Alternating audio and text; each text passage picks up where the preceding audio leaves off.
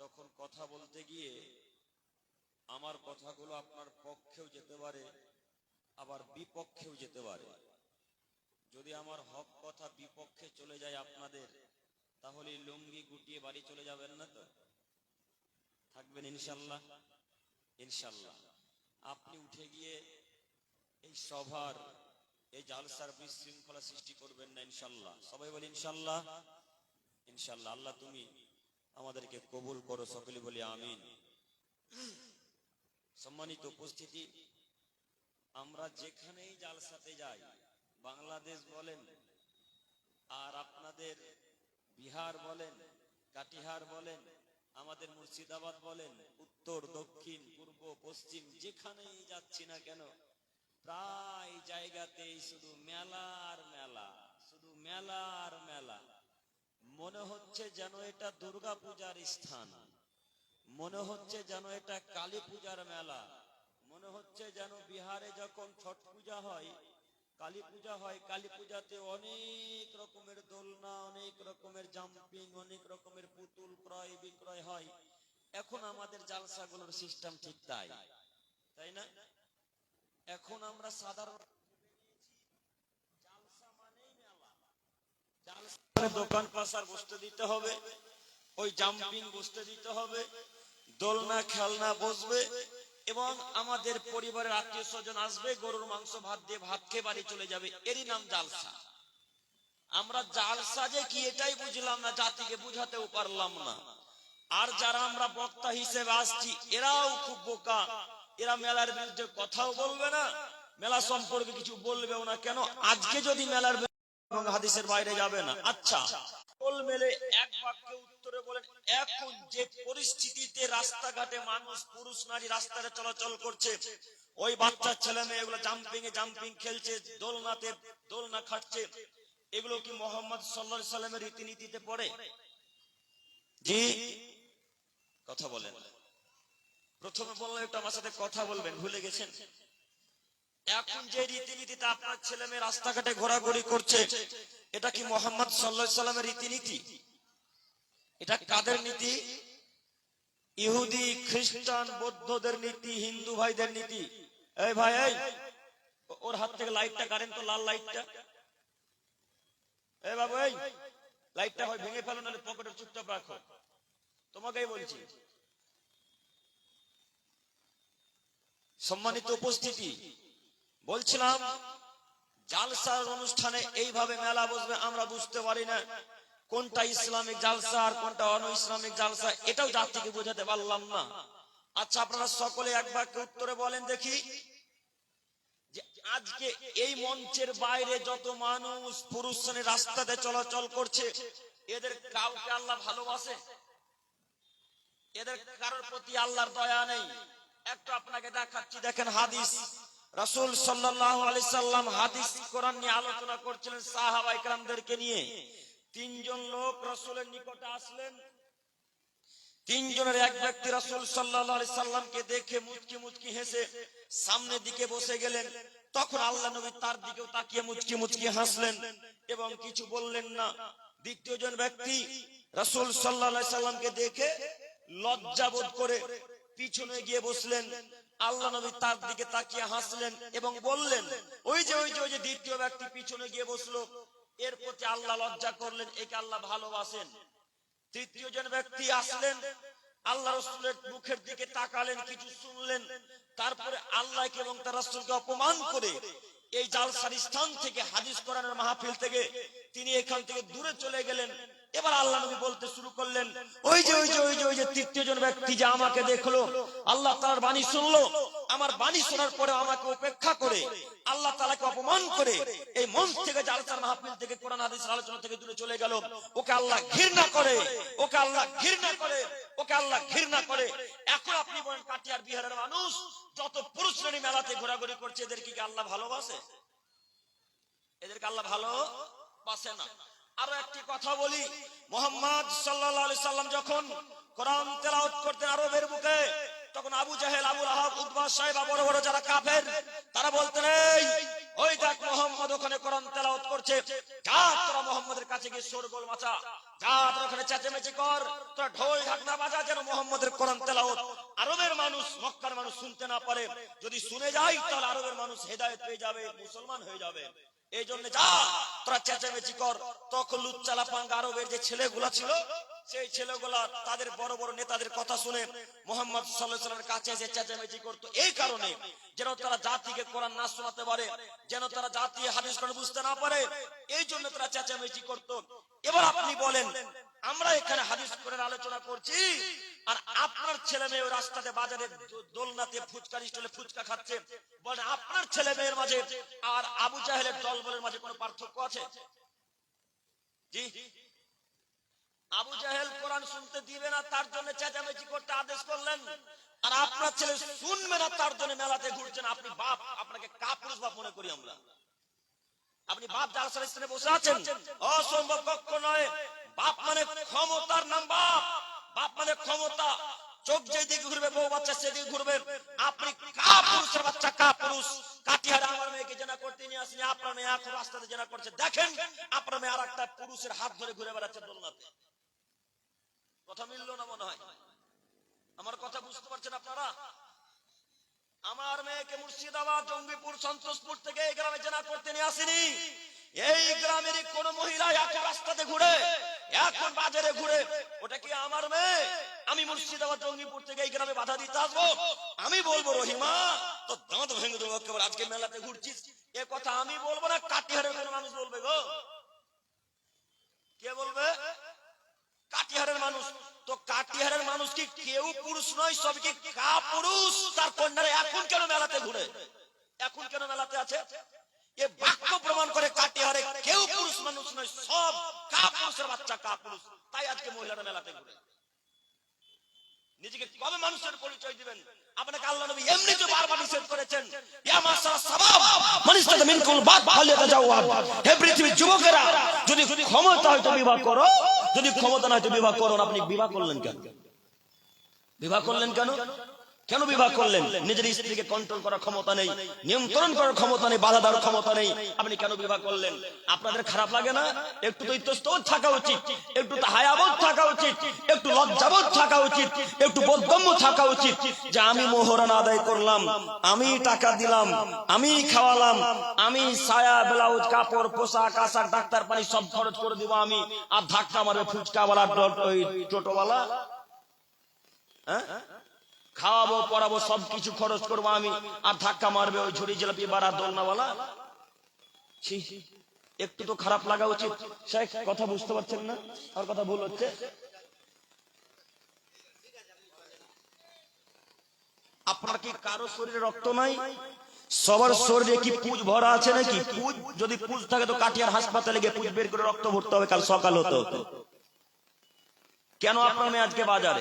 কেন বাজারে? আমরা মেলার বিরুদ্ধে বক্তব্য রাখলে আমরা খারাপ? আমরা যদি খারাপ হয়ে বেড়াতো আপনার বক্তা বলে না কেন মেলার বিরুদ্ধে একটা কথা বললে না কেন? কোশ্চিন কাল আপনার বক্তা মেলার বিরুদ্ধে কথা বলবে না কেন? কাল থেকে যার ডাকবে না, যে আজকে কাটিয়ে মানুষ ডাকবে না, তা আমরা তো এই ভয় করে আসি না। আমরা তাকদীরকে বিশ্বাস করি, তাকদীরকে। একটু আগে সালাফি সাহেব বক্তব্য রাখছিলেন, কাতাবাল্লাহু মাকাদিরাল খালাইক ওয়া লা ইয়াকুলু সামাতু মিন খাবিসিন আল আরজাসা আলফাসানা। যখন আল্লাহ পৃথিবী সৃষ্টি করে তার 50,000 বছর পূর্বে মানুষের ভাগ্য লেখা হয়েছে। কত হাজার বছর পূর্বে? 50,000 বছর পূর্বে। তো আমরা তো তাকদীরকে বিশ্বাস করি আপনার বক্তাদের মতো, আপনার উলামায়ে কেরামদের মতো। তা আমরা আর জাতির কথাকে বিশ্বাস করি না। আমরা আল্লাহর উপর বিশ্বাসী, আমরা সালাফি আকীদার মানুষ, আমরা আহলে হাদিস মানুষ। আমরা কোন মানুষের ভরসায় থাকি না। আমরা কার ভরসায় আছি? সবাই বলি আল্লাহ। আমার বক্তব্য চলা গেল, আপনাদেরকে একটু কথা বলতে হবে, এতটুকু আমার চাওয়া পাওয়া। বলবেন না কথা? মাঝে মাঝে বুঝতে পারেন না মনে হয় আমার কথা, না? যাই হোক, তা আপনাকে আমি অনুরোধ জানাচ্ছি, নীতি পরিবর্তন হবে না আজকে থেকে ইনশাআল্লাহ। আজকের পর থেকে আর কন্যারা বাজারে ঘুরবে? আর ঘুরবে না ইনশাআল্লাহ। এখন আপনি উঠে যান, আপনি এখন উঠে গিয়ে বাড়িতে দেখেন আপনার কন্যা আছে কিনা। যদি কন্যা থাকে তো আলহামদুলিল্লাহ ভালো, আর যদি বাড়িতে কন্যা না থাকে তো মেলাতে ধরে তাকে বাড়ি নিয়ে গিয়ে 2-3 থাপ্পড় লাগিয়ে বাড়িতে ঘুম দিয়ে দেন। এখন যত যুবকে তাকে ধাক্কা মারবে, আপনার স্ত্রীকে যদি আজকে 5টা যুবকে ধাক্কা মারে, আপনার কন্যাকে যদি আজকে 10টা যুবকে ধাক্কা মারে, তো 10টা যুবক যত পাপী, আপনি আর আপনার স্ত্রীর আপনার কন্যা একাই তত পাপী। হাদিস বুঝতে পারলেন? কথা বুঝতে পারলেন? তো একজন হাত তুলে বলেন দেখি, কাটিহারের মানুষ, এই গ্রামের কারওয়াতনির মানুষ, একজন হাত তুলে বলেন যে আমার মেয়ে আজকে বাজারে গেছে, কেউ ধাক্কা মারেনি। কেউ হাত তুলতে পারবেন না? না, তার মানে বুঝে যাচ্ছে কথার ভিত্তিতে যে যাদেরই কন্যা আজকে মেলাতে বাজারে গেছে, প্রত্যেকটা কন্যা পুরুষ নারীরা পুরুষদের তাদেরকে ধাক্কা মেরেছে। কেউ হাত তুলতে পারবেন না। তুলবেন কিভাবে? ধাক্কা মারবে, যে এটাই যে স্বাভাবিক। আপনাকে আমি অনুরোধ জানাচ্ছি যুবক ভাই, মুরব্বী সাহেব, নিজেকে কন্ট্রোল, নিয়ন্ত্রণ ক্ষমতা নিয়ে আসেন নিজের ভেতরে, তারপরে বিবাহ করার চিন্তা ভাবনা করেন। তার আগে বিবাহ করার চিন্তা ভাবনা করবেন না কোশ্চেন কালে। অতএব আমি আমার যুবক ভাইদেরকে অনুরোধ জানাচ্ছি, নীতি পরিবর্তন করেন। আমি বক্তব্য রাখতে গিয়ে এতদূর চলে এলাম। আমি বলতে চাচ্ছিলাম গীবতের ভয়াবহতা, পরনিন্দার ভয়াবহতা। আসলে ব্যাপারটা কি হয়েছে জানেন? আমি প্রোগ্রামে যদি মেলা দেখতে পাই আর থাকতে পারি না, না বললে আর হয় না। এই জন্য যারা আমাকে নিয়ে আসে প্রোগ্রামে, মেলা যদি বসে পশ্চিমে, তো আমাকে পূর্ব দিক দিয়ে নিয়ে আসে, যেন দেখতে না পায় আব্দুল করিম। এমন অনেক গ্রাম আছে যে আমার মেলা বসে যে ওই দূরে আমাকে দূর দিয়ে ঘুরিয়ে নিয়ে আসে, তাদের 2 কিলোমিটার ঘোরা হলেও আমাকে দূর দিয়ে নিয়ে আসবে, আমি যেন মেলা দেখতে না পাই। তো যাই হোক, আপনাদেরকে অনুরোধ জানাচ্ছি, বিষয় ছিল আমাদের পরনিন্দা, গীবতের ভয়াবহতা। একটু আপনাকে আমি দেখাই, যদি কোনো পুরুষ নারী অন্য কোনো পর পুরুষের গীবত করে, কোন নারীর গীবত করে, তাহলে কিয়ামতের মাঠে যে পরিমাণ গীবত করেছেন সেই পরিমাণ নেকি ওই লোকটাকে বুঝিয়ে দিতে হবে। একটু আজকে যদি আব্দুল খালেক আব্দুর রহমানের নামে পরনিন্দা করে, আজকে যদি আব্দুর রহমান আব্দুল সাত্তার নামে পরনিন্দা, পরচর্চা করে, দুর্নাম করে, গীবত করে, তাহলে কিয়ামতের মাঠে যতটুকু গীবত করেছে ততটুকু নেকি বুঝিয়ে দিতে হবে। আব্দুল করিম সাহেব, যেই লোকটা আব্দুর রহমানের গীবত করলো, যে লোকটা আব্দুল করিমের দুর্নাম করেছে, ওই লোকটার তো নেকি নাই, যা আছে সবই পাপ। যে লোকটা দুর্নাম করেছে ওর তো নেকি নাই, তা আব্দুল করিম ওই লোকটার কাছ থেকে কিভাবে এখন নেকি নেবে? ওই লোকটা আব্দুল সাত্তারের কাছ থেকে কিভাবে নেকি নেবে? আচ্ছা, মেনে নিলাম কাটিহারের মানুষের নেকি নেই, এ কথা বুঝে নিলাম। যে লোকটার পাপ দুর্নাম করেছে লোকটার নেকি নেই, কথা বুঝে নিলাম। কিন্তু যার নামে দুর্নাম করা হয়েছে তার তো পাপ আছে। যদি এই গ্রামের কোন মানুষ আব্দুল খালেক আব্দুল সাত্তার নামে দুর্নাম করে, তো আব্দুল সাত্তার আব্দুল খালেকের তো পাপ থাকবে না? থাকবে না গো? থাকবে তো। তো কিয়ামতের মাঠে যত পরিমাণ দুর্নাম করেছেন, ঠিক ততটা পাপ কিয়ামতের মাঠে আব্দুল খালেকের কাছ থেকে নিয়ে যে লোকটা আব্দুল খালেকের দুর্নাম করেছে তার ঘাড়ের উপরে চাপিয়ে দিবেন। এর নাম কিয়ামতের মাঠ। এই জন্য আপনাকে মাঝে মাঝে বলেছি, জিহ্বাকে নিয়ন্ত্রণ রাখেন, জান্নাত হবে ইনশাআল্লাহ। জিহ্বাকে কন্ট্রোল করেন, জান্নাত হবে ইনশাআল্লাহ। জিহ্বাকে নিয়ন্ত্রণ করেন, জান্নাত হবে ইনশাআল্লাহ। কিন্তু বড় খুব দুঃখের বিষয়, খুব কষ্ট, জিহ্বাকে নিয়ন্ত্রণ করা খুব কষ্টকর বিষয় হচ্ছে জিহ্বাকে নিয়ন্ত্রণ করা। কেন? চামড়ার মুখ কখন কি যে বেরিয়ে যায়, মুখকে আটকানো যায় না। হাত মারতে গিয়ে হাতকে রুখে নেওয়া যায়, কিন্তু মুখ দিয়ে কথা বের করে দিলে আর কথাকে ফিরিয়ে নেওয়া যায় না। জিহ্বার এত ক্ষমতা। একটু আপনাকে দেখাই জিহ্বার পাওয়ার, এই জীবের পাওয়ার আপনাকে দেখাচ্ছি। দেখেন, রাইফেলের গুলি যেই গতিতে যায়, পিস্তলের গুলি যেই গতিতে যায়, রাইফেলের গুলি যেই গতিতে যায়, তার থেকে লক্ষ কোটি গুণ বেশি গতিতে যায় জিহ্বার কথা, মুখের কথা। আজকে যদি আমি কাটিহারের মানুষকে 2-3 থাপ্পড় 5 থাপ্পড় মেরে চলে যাই মুর্শিদাবাদে, এই মারের কথাটা কাটিহারের মানুষ, বিহারের মানুষ হয়তো 2 থেকে 3 দিন অথবা 1 মাস মনে রাখবে। আর আজকে যদি আমি মুখের মাধ্যমে কাটিহারের মানুষকে কষ্ট দিয়ে যাই, আজকে যদি আমি জিহ্বার মাধ্যমে কাটিহারের মানুষকে গালি দিয়ে যাই, তাহলে এই কথাটা কাটিহারের মানুষ কিয়ামত পর্যন্ত মনে রাখবে। কথা মিলল না মনে হয়? দেখেন, আমার কথার সাথে মিলিয়ে দেখেন, আপনার বড় দাদা আজকে 5 বছর আগে কোন ভাষাতে গালি দিয়েছিল, ওই ভাষাটা এখনো হুবহু মনে আছে। আপনার মনে নেই? এর নাম জিহ্বা। এই জন্য তো আপনাকে বলেছি, কেউ যদি সালা বলে গালি দেয়, তো বহুনু বলে বাড়ি চলে আসছেন, বাঁচার পথ আছে কিয়ামতের মাঠে। সালা বলে কেউ যদি মুখ দিয়ে ভাষা বের করে ফেলে, বলেন দুলা ভাই আচ্ছা আমি গেলাম, আর কি গালি দেওয়ার আছে? বাস এতটুকু বলে বাড়ি চলে আসেন, কিয়ামতের মাঠে বাঁচার পথ আছে। আর যদি সালা বলার পর পর আপনিও গাল শুরু করেন তো আপনিও ধ্বংস, যে লোকটা সালা বলে গালি দিল সেও ধ্বংস। কথা বুঝেননি? এই জন্য আপনাকে বলেছি কখনো মুখ দিয়ে খারাপ কথা বের করবেন না। যদি মুখ দিয়ে ভালো কথা বলতে পারেন তো কথা বলেন, নইলে মুখকে বন্ধ রাখেন, কিয়ামতের মাঠে বাঁচার পথ আছে। দেখবেন আপনি হাদিস বুখারী মুসলিম আবু হুরায়রা রাদিয়াল্লাহু তাআলা আনহু থেকে বর্ণিত, তিনি বলেন রাসূল সাল্লাল্লাহু আলাইহি সাল্লাম বলেছেন, মান কানা ইউমিনু বিল্লাহি ওয়াল ইয়াউমিল আখির। হে আদমের ছেলে মেয়ে, তোমাদেরকে বলছি তোমরা শোনো, তোমরা যারা আল্লাহকে বিশ্বাস করো, তোমরা যারা কিয়ামতের মাঠকে বিশ্বাস করো, আখিরাতকে বিশ্বাস করো, তোমাদেরকে বলছি তোমরা শোনো, যদি কথা বলতে পারো তো সত্য কথা বলো, ভালো কথা বলো। আর যদি কথা বলতে না জানো তাহলে মুখকে বন্ধ রাখো, কিয়ামতের মাঠে বাঁচার পথ আছে। বুখারী মুসলিম। একটু সম্মানিত যুবক ভাই আমার দিকে এক খেলে চেয়ে থাকেন। আমাদের নবী বললেন, পৃথিবীর মানুষ যদি কথা বলতে পারো তো সত্য কথা বলো, ভালো কথা বলো। আর যদি মুখ দিয়ে ভালো কথা না বের হয় তাহলে মুখকে বন্ধ রাখেন, কিয়ামতের মাঠে বাঁচার পথ আছে। এ কথা মুহাম্মদ সাল্লাল্লাহু আলাইহি ওয়াসাল্লাম বলেন। ও মুরব্বি সাহেব, আপনি মুখ খুললেন কেন? ও যুবক ভাই, আপনি মুখ খুললেন কেন? আপনি তো মূর্খ মানুষ, শরীয়ত সম্পর্কে বুঝেন না, আপনি কেন শরীয়তের ব্যাপারে কথা বললেন?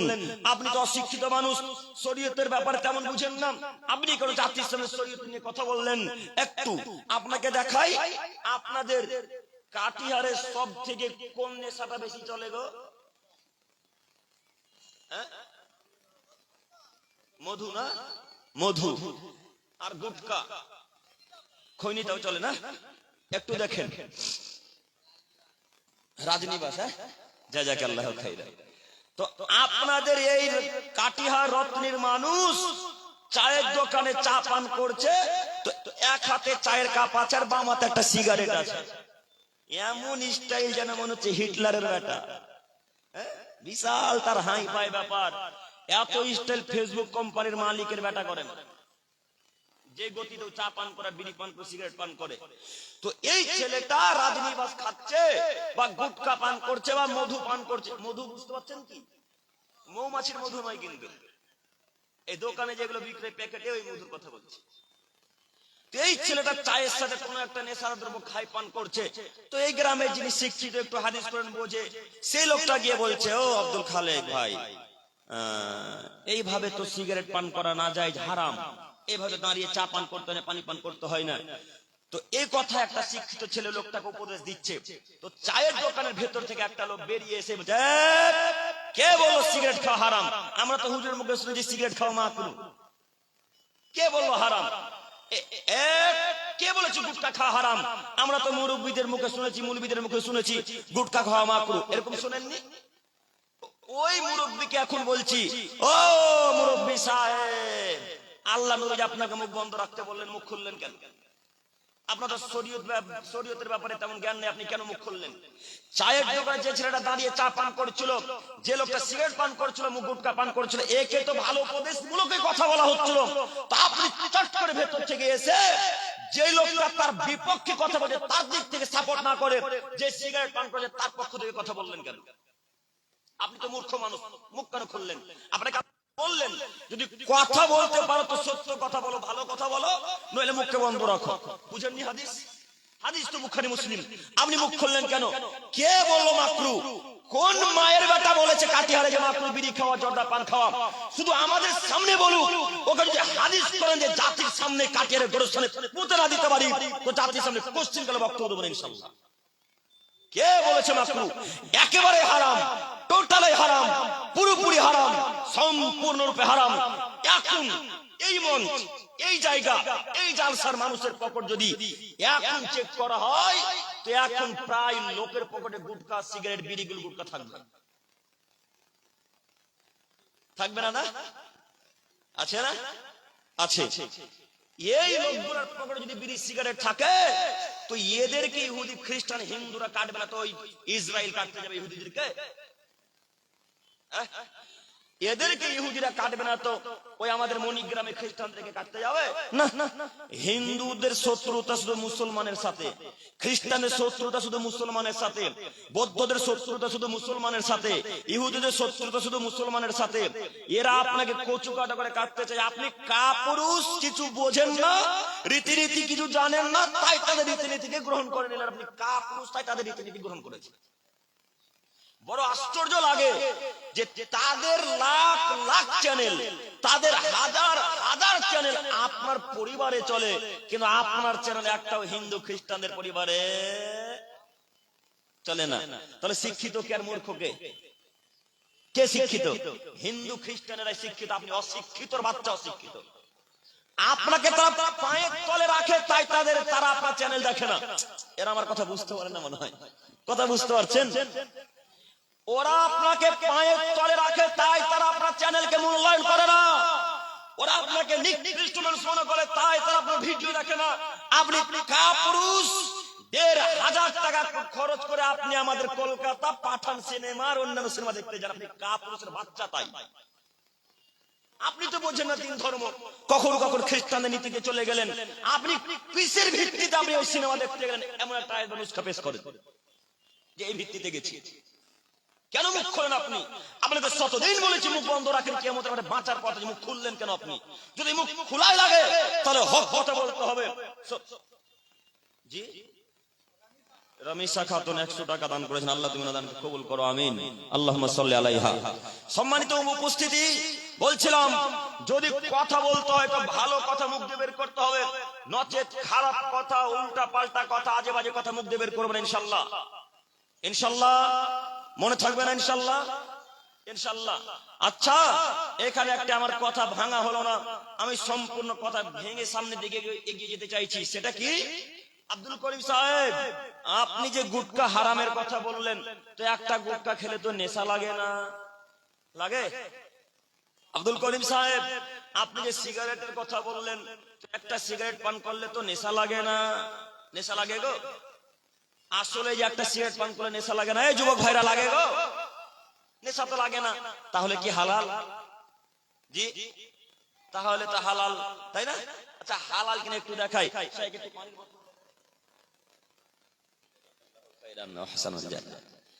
আচ্ছা, একটা বিড়ি খেলে নেশা লাগে না, এটা কিন্তু বাস্তব কথা, তাই না?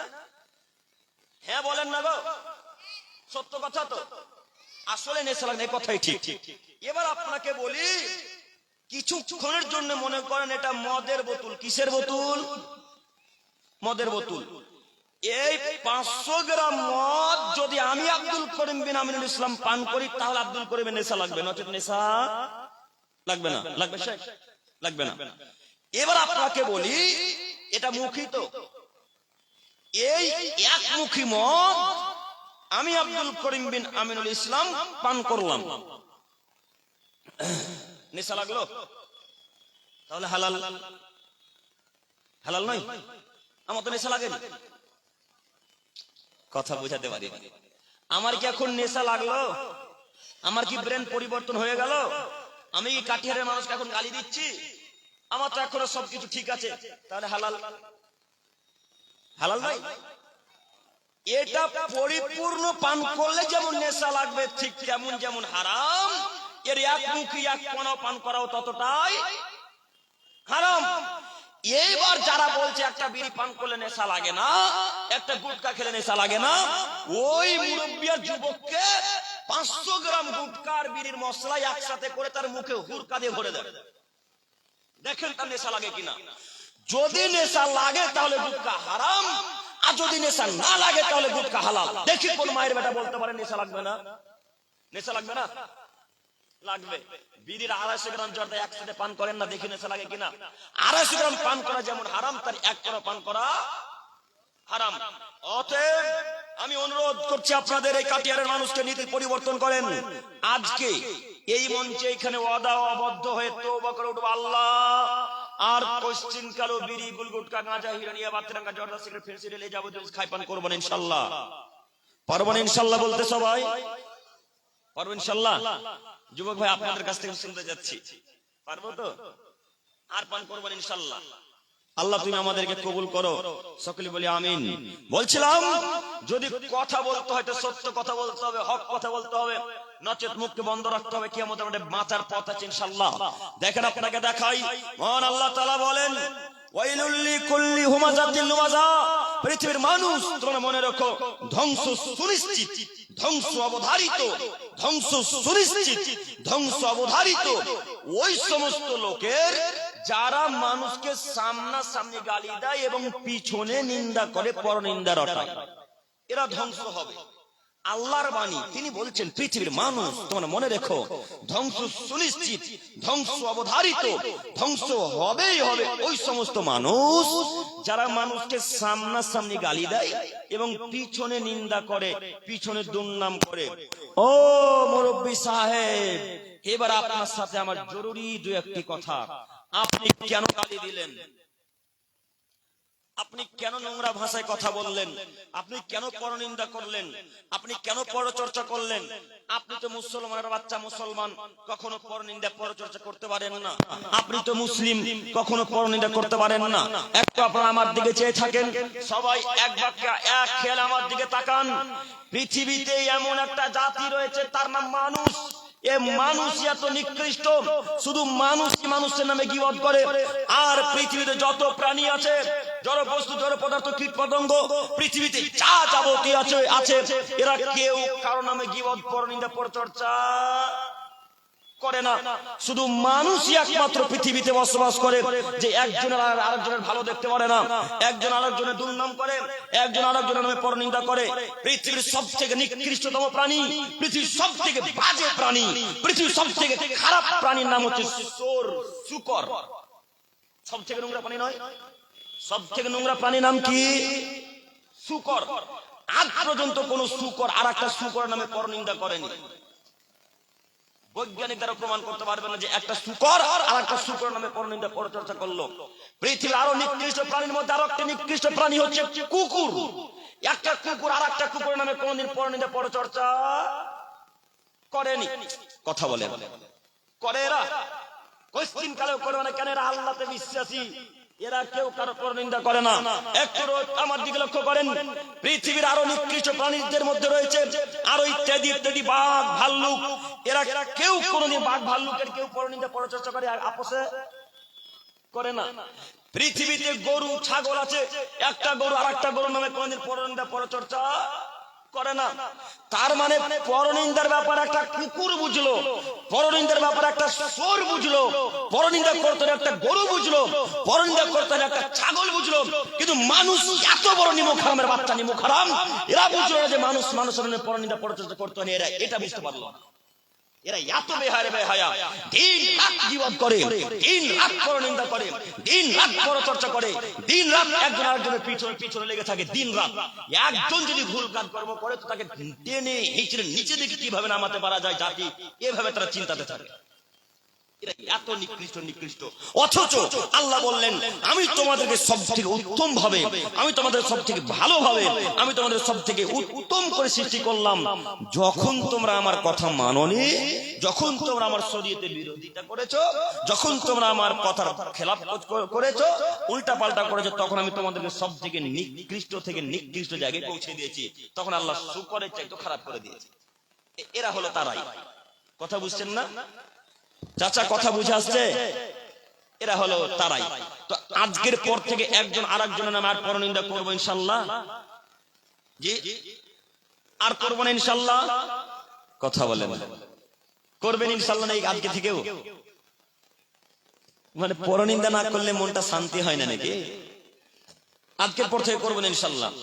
বিশেষ করে যারা 5 ওয়াক্তের মুসল্লি, তাদের এই সূরাটা মুখস্থ নেই, সূরা হুমাযা মুখস্থ নয়? আছে তো?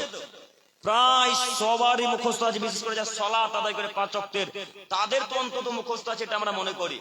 তো এদের অবস্থা আর ওই জর্দাখোর ফেন্সিডল হুজুর, ওই বেদাতি হুজুরদের অবস্থা এক, তাই না? বেদাতি হুজুরেরা দিন রাত 30 পারা কোরআন পড়ে, অর্থ বুঝে না।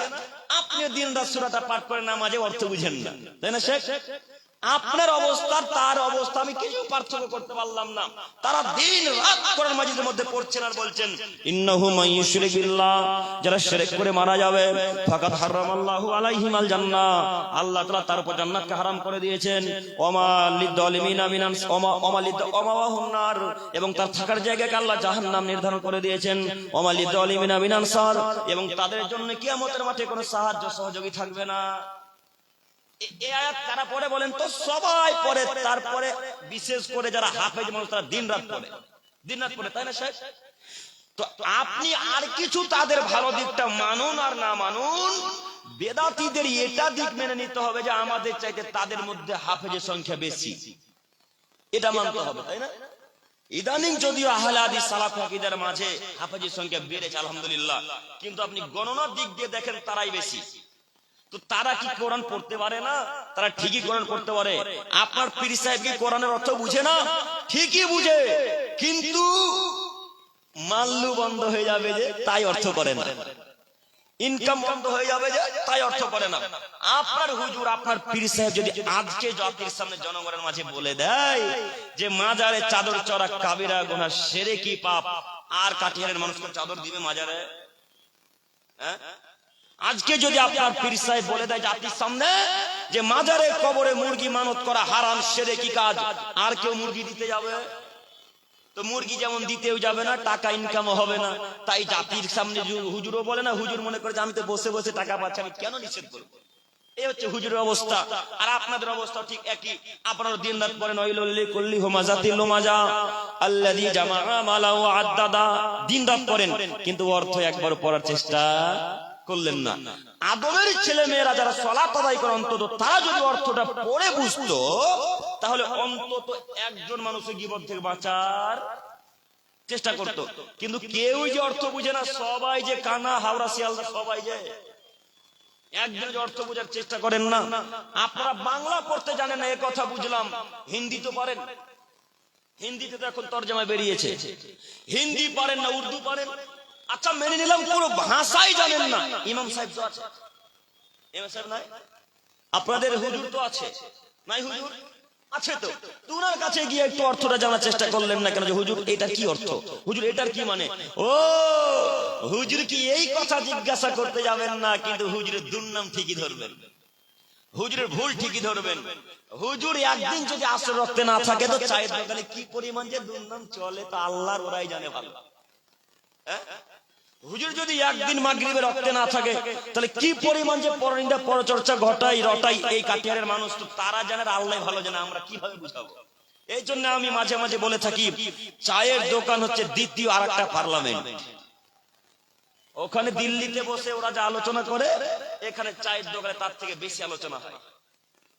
এই জন্য আমি আমার চাচাকে বলেছিলাম মাঝে মাঝে, চাচা চায়ের দোকানে কেন যাবেন গো? চায়ের দোকান হচ্ছে গীবদের আড্ডাখানা, গীবদের আড্ডাখানা।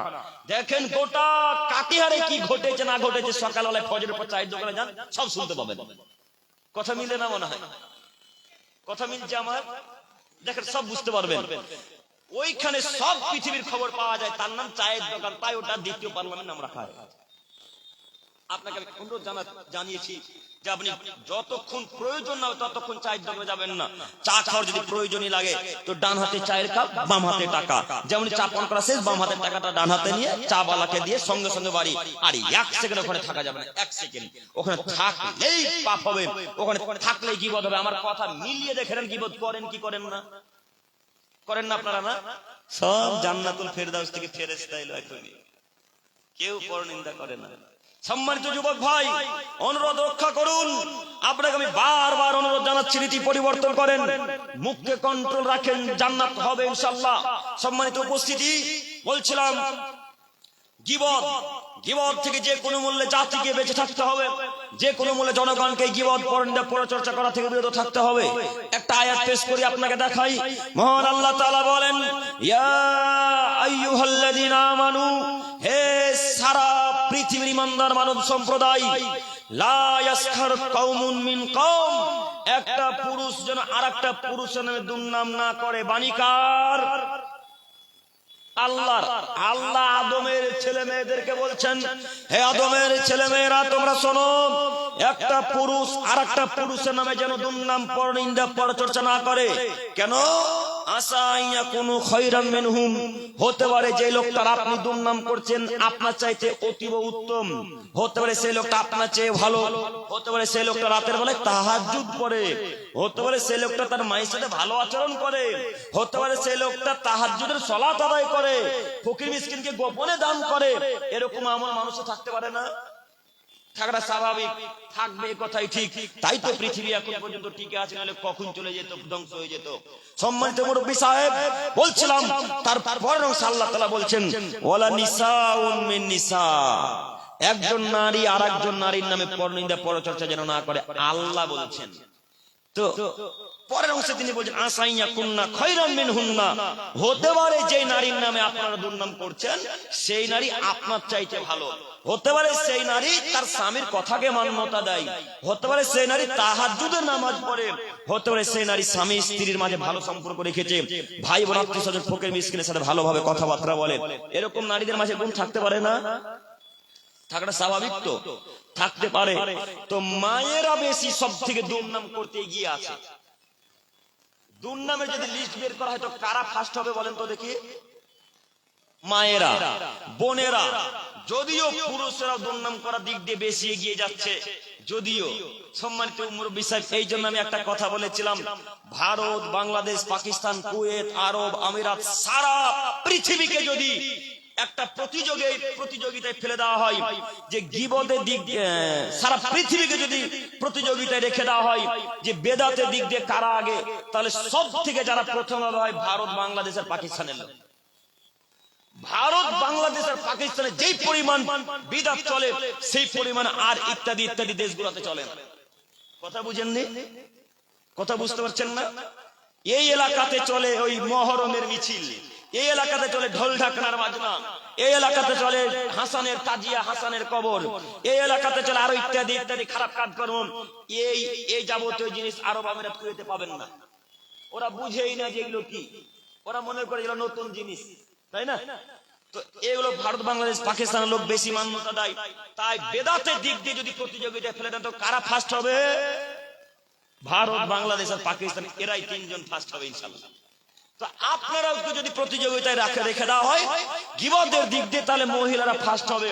তাই তো মায়েদেরকে বলি, ও আমার মায়েরা, আপনি কেন পরনিন্দা করলেন, কেন দুর্নাম করলেন? মুখে বন্ধ রাখা যায় না?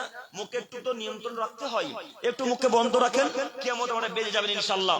কিন্তু মায়েরা মুখে বন্ধ রাখবে কি করে?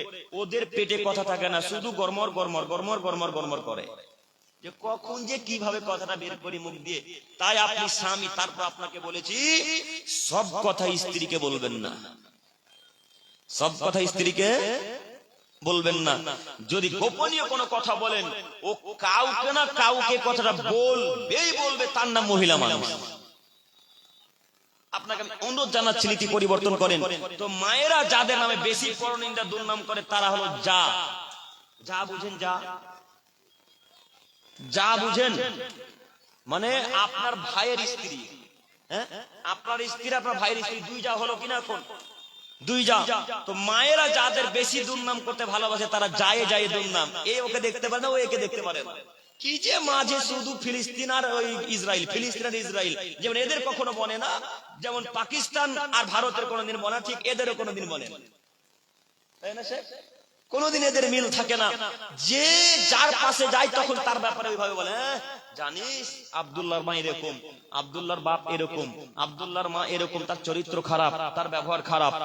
এও তখন শুনতে পেয়ে আমার নামে দুর্নাম করেছে, তখন ইও একটা বাড়িতে গিয়ে আব্দুর রহমানের মা ওইরকম, আব্দুর রহমানের মা খারাপ, আব্দুর রহমানের মা খুব বদ, আব্দুর রহমানের মা আমাদের গালি দেয় দিন রাত। একজন আরেকজনের দুর্নাম চলে, দুজন ধুলায় অন্ধকার, কে কাকে গালি দিচ্ছে কিছুই বোঝে না। এরা বুঝতেই পারেনি যে দুজন কখন ধ্বংস হয়ে গেছে, নিজেও জানে না।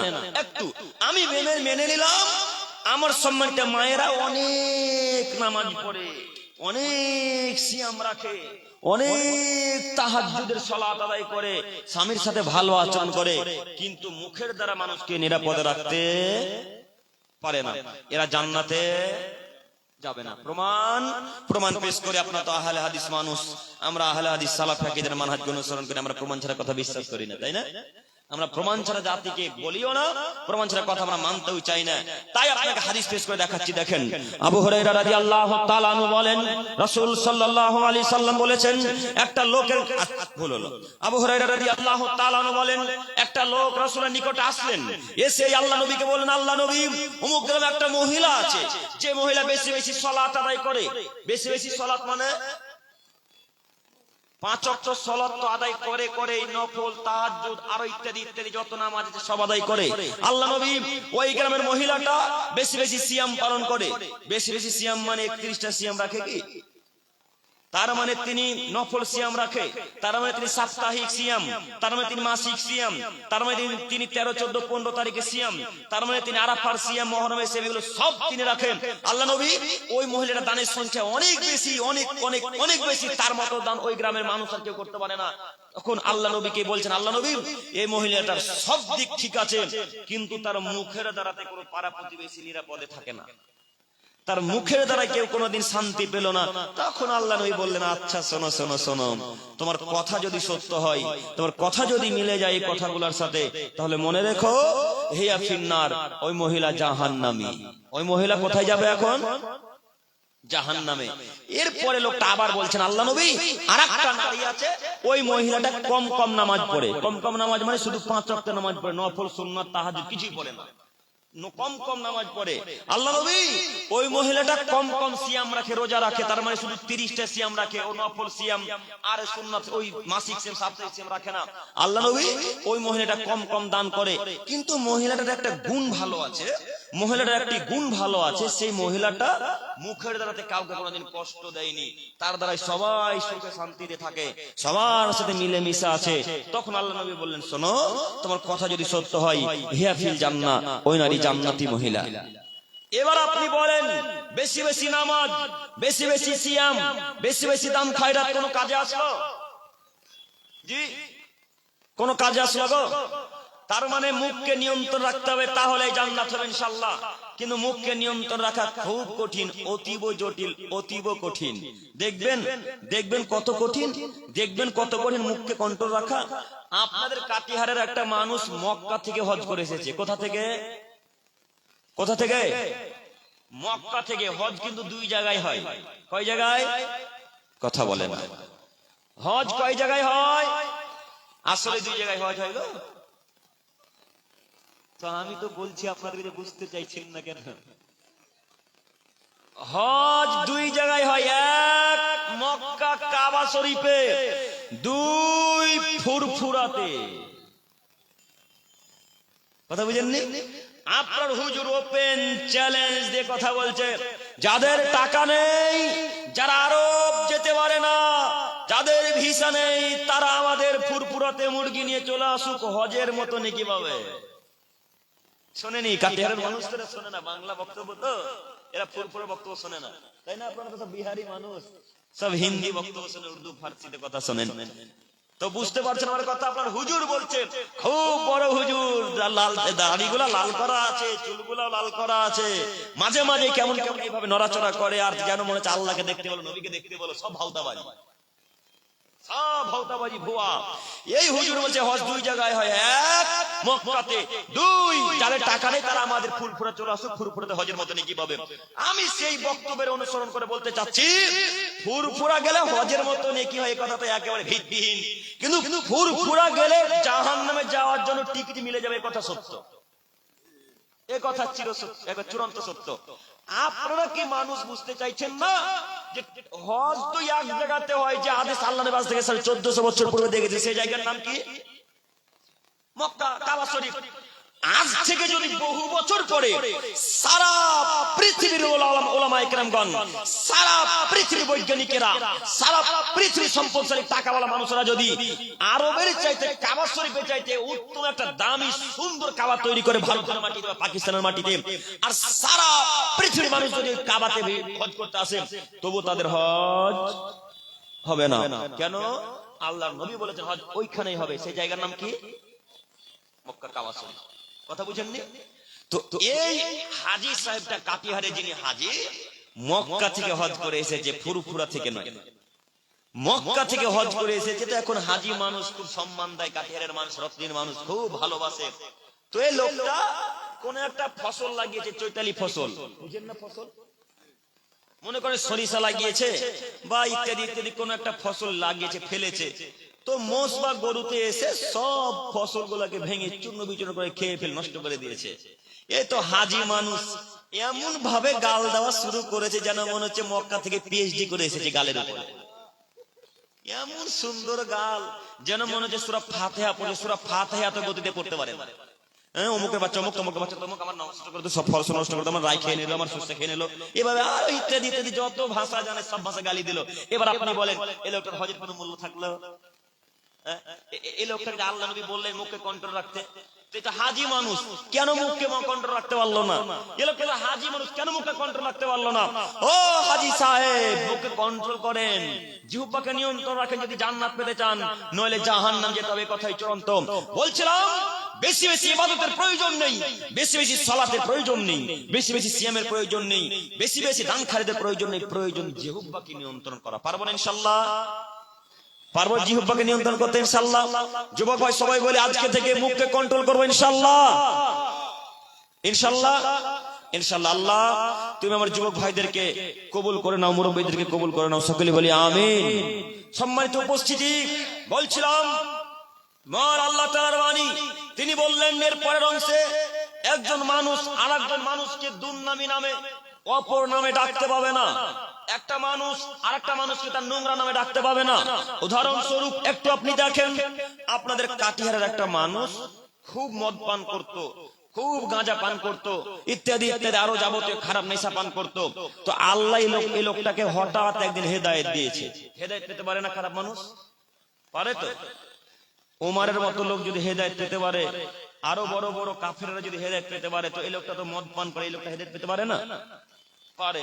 তো এই লোকটা হঠাৎ কোন একদিন কোন আলেমের বক্তব্য শুনে, কোন মানুষের কথাতে বা আল্লাহ তাকে হেদায়েত দিয়েছেন, হেদায়েত পেয়ে গেছে। তো নামাজ পড়তে পড়তে তিনি মদ, গাঁজা, হিরোইন যাবতীয় যা পান করতো সব ছেড়ে দিয়েছে। বুঝতে পারেন? সব ছেড়ে দিয়েছে। তো নামাজ পড়ে লোকটা বেরিয়ে কোন লোকের দলের পাশ দিয়ে চলে যাচ্ছিলেন, তখন 4-5টা যুবক বা মুরব্বীরা বসে আছে একসাথে। তখন তারা বলছে, ওই যে দেখ দেখ, ওই দেখ মদ খোর যাচ্ছে, মদ খোর। বলে না কাঠিয়ারের মানুষ এরকম? এরকম কথা বলতে আল্লাহ আজ থেকে 1400 বছর পূর্বে নিষেধ করলেন। এরকম কথা অন্তত মুসলমানের বাচ্চা মুসলমান বলতে পারবে না। আবারও দেখেন, একটা লোক জেনা করেছে আজ থেকে 7 বছর আগে, 8 বছর আগে। তো জেনাতে তখন তিনি ধরা পড়েছিলেন। তো লোকটা এখন খুব বিশুদ্ধ তওবা করেছে, তাওবাতান নাসুহা, বিশুদ্ধ তওবা। আল্লাহ বলছেন, কেউ যদি আমার কাছে বিশুদ্ধ তওবা করে, তো আমি তার দোয়া তওবা কবুল করি, আমি তাকে আগে চাইতে ভালো করে দিই। এই কথা কার বাণী? আল্লাহ। তো যদি লোকটা তওবা করে, তো লোকটা ভালো হলো না খারাপ থাকলো? খারাপ, ভালো তো ভালো হয়ে গেল। তো ওই লোকটা নামাজ পড়ে মসজিদ থেকে বের হতেই আপনাদের গ্রামের কাটিহার রত্নের মানুষ বলছে, এই দেখ, ওই দেখ জেনা করে যাচ্ছে, ওই জেনা করে যাচ্ছে, দেখ। এরকম বলে না? এই নামে ডাকতে আল্লাহ নিষেধ করে দিলেন। কে নিষেধ করলেন? আল্লাহ। তো আপনি তো অশিক্ষিত মানুষ, বুঝেন না। কেউ যদি বিড়ি খায় তো ওকে বিড়িখোর বলে ডাকে, ওর বাপ মা নাম দেয়নি। আরো খারাপ ধারণা আমাদের আকীদা এত খারাপ যে একটা ছেলে দেখতে খুব কালো, কালো বুঝেন তো, ব্ল্যাক, কালো। তোর নাম ওর বাপ মা রেখেছে আব্দুল খালেক। তো লোকটা ছেলেটা কালো, তাই কাটিহার রত্নের মানুষ বলছে, ওই কালুয়া, এদিকে শুন। ডাকেন না এরকম ভাবে? পদবী নাম ধরে ডাকেন না আপনারা? একটা লোক ল্যাংরা চলে, একটু ল্যাংরে ল্যাংরে, একটু পাকে খাটো করে চলে। তো গ্রামের মানুষ তাকে বলে, ওই ল্যাংরা, শুন শুন শুন। ভাই বোনের মেয়েরা সম্পর্কে, হ্যাঁ হ্যাঁ। তো ওই লোকটাকে ল্যাংরা বলে ডাকলেন যে আপনারা। তো লোকটার কি অন্তরে দুঃখ কষ্ট পেল না? পাবে তো। তো তাকে আপনি ল্যাংরা বলে ডাকলেন কেন? আরে বাপও কত বোকার বোকা, বাপ ছেলের নাম রেখেছে আব্দুল খালেক, দেখতে একটু কালোতে, বাপও বলছে কালুয়া। শুন, বাপও বলে কালুয়া। তো বাপ যদি কালুয়া বলে ডাকে, তো গ্রামের মানুষ তো কালুয়া বলবেই। হ্যাঁ, তো বাপের ওই জায়গাতে বলা উচিত ছিল, এই বেটা, আমার ছেলের নাম আব্দুল খালেক, কালুয়া বলে ডাকিস, দাঁত ভেঙে দেবো একেবারে, চুপ চুপ বেটা, নাম ধরে ডাক, দাঁত ভেঙে দেবো একেবারে। এই কথা কার বলা উচিত ছিল? বাপের। তো বাপও যখন কালুয়া বলে, গ্রামের মানুষ তো বলবেই। ও আমার আব্বা জানেন, আপনাদেরকে অনুরোধ জানাচ্ছি, ছেলের যেই নাম সেই নাম ধরে ডাকবো আজকে ইনশাআল্লাহ। যদি কুনিয়াত নাম থাকে, কোনো ভালো পদবী নাম থেকে, সেটা ধরে রাখতে পারেন। খারাপ নামে যেটাতে কষ্ট পাবে সেটাই হলো গীবত, সেটাই হলো পরনিন্দা, সেটাই হলো দুঃখ কষ্ট, কিয়ামতের মাঠে নেকি দিয়ে দিতে হবে। অতএব নীতি পরিবর্তন করেন। পারবেন ইনশাআল্লাহ? পারবো ইনশাআল্লাহ? ইনশাআল্লাহ। সম্মানিত উপস্থিতি, আমি কিছুক্ষণের জন্য আমি আমার বিষয়কে একটু চেঞ্জ করছি, একটু আপনারা আমার দিকে তাকিয়ে থাকেন। আপনারা সকলে এখানে মুসলমান বসে আছেন তো? বলেন, সবাই বলেন হ্যাঁ, হ্যাঁ কি না বলেন? হ্যাঁ, আলহামদুলিল্লাহ। তার মানে আমরা খ্রিস্টান নই, আমরা ইহুদিও নই, আমরা হিন্দুও নয় যে আমরা আমাদের বোনের জমি বোনদেরকে বুঝিয়ে দিব না, তাই না? হিন্দুদের আগে রীতিনীতি ছিল, বিবাহ দেওয়ার সময় 1000, 2000, 1 লাখ, 2 লাখ টাকা যা দেওয়ার দিয়ে দিবে, আর বাপ মা মরার পর তারা ভাগ বন্টন করে তাদেরকে জমি জায়গা দিবেন। এটা হিন্দুদের রীতিনীতি ছিল, তাই না শেখ? হিন্দুদের রীতিনীতি এরকম ছিল, এখন আছে কিনা বলতে পারি না, এখনো আছে শেখ বলছেন। খ্রিস্টানদের রীতিনীতি ছিল বোনদেরকে জমি জায়গা বুঝিয়ে দেয় না। ইহুদিরা তো দেয়ই না, আজ পর্যন্ত তারা দামি দিতে শিখলো না নারীদেরকে। নারীদের দাম দিয়েছেন কে? মুহাম্মদ সাল্লাল্লাহু আলাইহি সাল্লাম। ইহুদিরা তো মহিলাদেরকে ভাবতো, যখন তাদের হাইজ মাসিক হতো তখন তারা ভাবতো এরা পচে গেছে, এদেরকে বিছানাতে শোয়া নেওয়া যাবে না, এরা পচে গেছে, এদের সাথে খাওয়া দাওয়া চলবে না, এরা তো পচে গেছে, এরা নষ্ট হয়ে গেছে, এদেরকে আলাদা করে বিছানা করে দিতে হবে। এই মহিলার মান সম্মান বাড়িয়েছে কে? আল্লাহর নবী মুহাম্মদ সাল্লাল্লাহু আলাইহি সাল্লাম। এই নবী আসার পর আপনি আপনার বোনের জমি বুঝিয়ে দেন না, তো আপনি তাহলে কি ইহুদি খ্রিস্টানের চাইতে ভালো না খারাপ? তাহলে তাদের সাথে যুক্ত। তো আপনি এখন পর্যন্ত বোনের জমি বুঝিয়ে দিলেন না, কিসের জন্য আপনি বলেন? এই যুবক ভাইরা, একটা আপনার আমার দিকে এক খেলে চেয়ে থাকেন, আপনাকে আমি মিরাজ দেখাচ্ছি, একটা আমার দিকে দেখেন। আপনার দাদুর মরা হলো আজকে 5 বছর। কয় বছর? 5 বছর। তো আপনার বাপেরা 3 ভাই আর ফুফুরা 2, টোটাল কয়টা? 5টা। তো আপনার বাপের যতটুকু বাপ আর আপনার ফুফুরও ততটুকুই বাপ, না দুজনের কম বেশি বাপ হয়? আপনার বাপের যতটুকু বাপ আপনার ফুফুরও ততটুকুই বাপ, না কম বেশি? গো কম বেশি কি একই সমান? তো তোমার বাপ জমি পাবে সকালে আর তোমার ফুফু জমি পাবে বৈকালে, না একসাথে? একসাথে। তো তোমার দাদুর মরা আজকে 5 বছর হলো বেটা, তোমার বাপ এখন পর্যন্ত তোমার ফুফুকে জমি বুঝিয়ে দেয়নি। বলো তোমার বাপ কাপুরুষের বাচ্চা না হিন্দুর বাচ্চা? বলো তোমার বাপ মুসলমান না খ্রিস্টান না ইহুদি? তোমার বাপ এখন পর্যন্ত তোমার ফুফু জমি বুঝিয়ে দেয়নি। তোমার ফুফু যতবার জমি চাইতে এসেছে ততবার তোমার বাপ অহংকার দেখিয়ে বলেছে, যা তোর জমি জায়গায় চলে যা, আজকের পর থেকে আমার ডিহিতে কোনোদিন উঠবি না। তখন আপনার ফুফু নিরুপায় হয়ে বলেছে, ভাইয়া জমি জায়গা আপনার কাছে রাখেন, আমি জমি জায়গা নিব না। নিরুপায় হয়ে অত্যাচারিত ব্যক্তি যখন হয়ে গেছে তখন বলেছে, যা ভাইয়া জমি জায়গা নিব না। এরকম মিলে না কথা আমার? তো আপনারা মুসলমানের বাচ্চা মুসলমান, তাহাজ্জুদের সালাত আদায় করেন, 5 ওয়াক্ত সালাত আদায় করেন, বোনের জমি আজ পর্যন্ত বুঝিয়ে দিলেন না কেন? কেন বুঝিয়ে দিলেন না? এই যুবক ভাইরা, আপনাদেরকে বলি, আপনার বাপ তো কাপুরুষের কথা মেনে নিলাম, তো আপনিও কি কাপুরুষ? আপনার বাপকে বলতে পারেন না, আব্বু ভাগ্য নিয়ে পৃথিবীর বুকে এসেছে, আব্বু ভাগ্য ছাড়া পৃথিবীর বুকে আসেনি। ভাগ্য নিয়ে পৃথিবীর বুকে এসেছে আব্বু, ভাগ্য ছাড়া পৃথিবীর বুকে আসেনি। সেই দিন যদি ভাগ্যে লেখা থাকে ফুপুর জমি না নিয়েও খেতে পাবে, তো পাবোই পাবো। আর সেদিন যদি লেখা থাকে ফুপুর জমি থাকলেও আমরা ভিক্ষুক হবো, না থাকলেও ভিক্ষুক হবো, তো কেউ আটকাতে পারবে? কেউ আটকাতে পারবে না। তো আপনি আপনার বাপের ছেলে হয়ে আপনার বাপকে ফুপুর জমি বুঝিয়ে দেন, আব্বু ফুপুর জমি ফিরিয়ে দেন, আব্বু ফুপুর জমি বুঝিয়ে দিতে হবে। কেন দিলেন না? আপনাকে আমি হাদিস দেখাচ্ছি, দেখেন। যায়েদ ইবনে খালিদ রাদিয়াল্লাহু তাআলা বলেন, রাসূল সাল্লাল্লাহু আলাইহি সাল্লাম বলেছেন, মানা খালিস সিবরান মিনাল আরজি জুলমান ফাইন্নাহু তাওয়াকু ইলা ইয়াউমিল কিয়ামাতি মিন সাবি আরাদিন।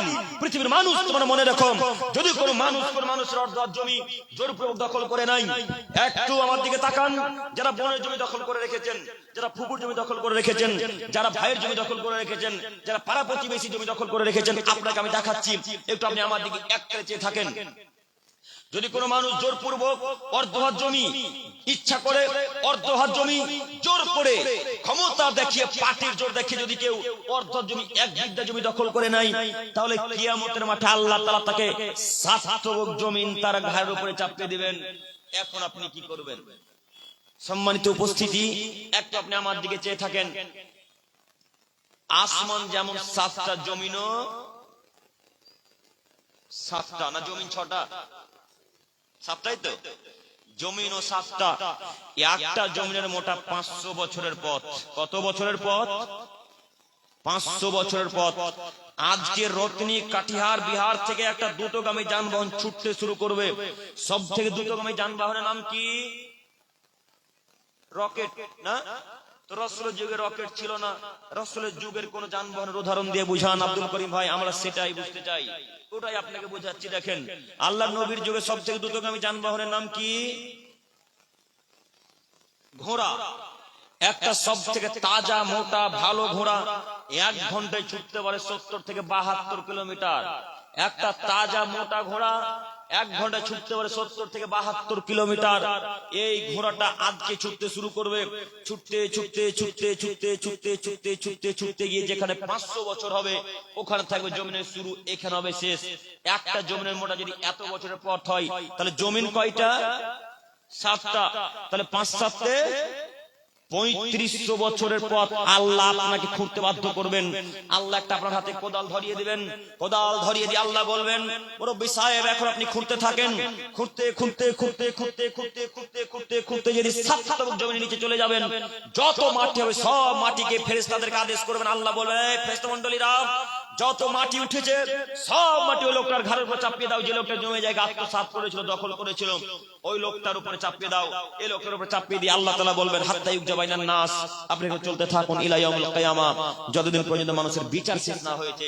সম্মানিত মুরব্বি সাহেব, যদি কেউ 1 বিঘের জমি দখল করে, তাহলে মাটি খুঁড়তে বাধ্য করবে। কেউ যদি 1 কাঠা জমি জোরপূর্বক দখল করে থাকে, তবুও তাকে খুঁড়তে বাধ্য করবে। এতগুলা মাটি ঘাড়ের উপর নিয়ে চলতে পারবেন তো? পারবেন তো?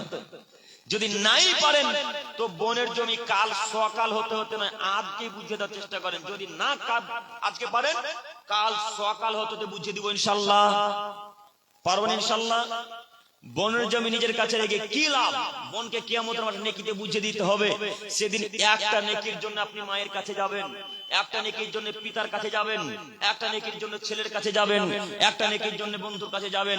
সেদিন কেউ আপনাকে নেকি দিবে না। সেদিন যদি বোন আপনাকে বলে, আল্লাহকে যদি প্রশ্ন করে, আল্লাহকে যদি বিচার দিয়ে বলে, আল্লাহ আমার ভাই আমাকে 2 বিঘা জমি দেয়নি, আমার ভাই আমাকে 1 কাঠা জমি দেয়নি, 1 কাঠা জমি আমি নেকি নিতে চাই, আল্লাহ কি সেদিন বিচার করে দিবে না? দিবে তো। আল্লাহ তাআলা নিজে বলছেন, ওনাদাউল মাওয়াদিনাল কিসতা ইয়াউমুল কিয়ামা, পৃথিবীর মানুষ তোমরা মনে রাখো, আজ আমি কিয়ামতের মাঠে তোমাদের ন্যায় বিচারের মানদণ্ড স্থাপন করব। আমি তোমাদের সত্য সত্য বিচার করব, আমি তোমাদের হক বিচার করব। আমি আল্লাহ তাআলা পৃথিবীর মানুষের মতো না হক বিচার করি না, আল্লাহ হক বিচার করে। ও মুরব্বি সাহেব, এখন আপনি চিন্তা ভাবনা করুন যে বনের জমি ফিরিয়ে দিবেন না এখনো বনের জমি নিজের কাছে রাখবেন, কোনটা করব? বনের জমি ফিরিয়ে দিব ইনশাআল্লাহ কালকে, তো পারবো ইনশাআল্লাহ? ইনশাআল্লাহ। আল্লাহ তোমার কাছে ভিক্ষা চাইছি, তুমি আমাদেরকে বোঝার তৌফিক দান করো, সকলে বলি আমিন। সম্মানিত উপস্থিতি, আমরা অনেকক্ষণ আলোচনা করলাম। আল্লাহ তোমার তো দয়ার অভাব নাই, তুমি তো দয়ার আধার, তুমি তো ক্ষমাশীল, তুমি তো রহমানুর রহিম, তুমি তো দয়াশীলের দয়াশীল। আমরা অনেকক্ষণ যাবত আলোচনা করলাম। আল্লাহ তোমার কাছে ভিক্ষা চাইছি, আমরা যে বিষয়গুলি নিয়ে আজকে আমরা আলোচনা করলাম, আমি সহ আমরা সবাই যেন সেই মোতাবেক আমল করতে পারি। আল্লাহ তুমি আমাদেরকে সেই তৌফিক দান করো, সকলে বলি আমিন। আল্লাহ তোমার দরবার আজকে ভিক্ষা চেয়ে বলি, মাবুদ তুমি সুইডেন, ফিলিস্তিন, গাজা, ভারত, মিয়ানমার, বাংলাদেশ, সারা পৃথিবীতে যেখানে যারা মুসলিমরা নির্যাতিত, আল্লাহ তুমি তাদেরকে হেফাজত দান করো, সকলে বলি আমিন। আল্লাহ তোমার দরবারে ভিক্ষা চাইছি, বিশেষ করে আমাদের যুবক ভাইদেরকে তুমি তোমার রাসূলের পদ্ধতিতে চলার তৌফিক দান করো, সকলে বলি আমিন। আল্লাহ তোমার দরবারে ভিক্ষা চাই, প্রোগ্রাম শেষ করতে যাচ্ছি, তুমি আমাদেরকে তোমার রাসূলের পদ্ধতিতে চলার তৌফিক দান করো, সকলে বলি আমিন। এখান থেকে আলোচনা শেষ করলাম। সুবহানাকা আল্লাহুম্মা ওয়া বিহামদিক, আশহাদু আল্লা ইলাহা ইল্লা আনতা, আস্তাগফিরুকা ওয়া আতুবু ইলাইক। আসসালামু আলাইকুম ওয়া রাহমাতুল্লাহি ওয়া বারাকাতুহু। मेरे नौजवान भाइयों और मेरे बुजुर्ग भाइयों, अभी आप अपने ही मादरी जबान में, अपने ही बंगाली जबान में हजरत वाला की खिताब से मुस्तफिज हो रहे थे। मैं तो बंगाली थोड़ा कम समझता